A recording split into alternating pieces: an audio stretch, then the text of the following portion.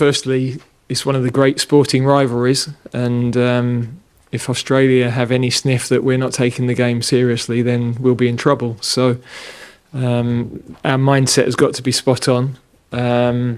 Equally, we've still got a bit of work to do to qualify for a European Championship, but we're potentially 6 games away from that, and we have good players, and we need to give people opportunities to show what they can do. So,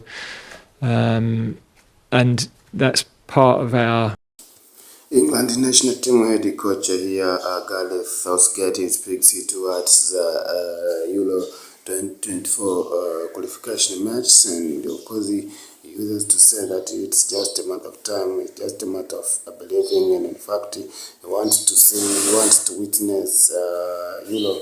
When England wins bigger, of course, trophies in the world, and in fact he is just also believing on the quality of his players. Of course, he believes also he has the quality players, fantastic players, and it's just a matter of time. And people should trust him. People should give him more time to create his own team. And in fact, he has also been speaking about the way he finds try to disappoint, to discourage him.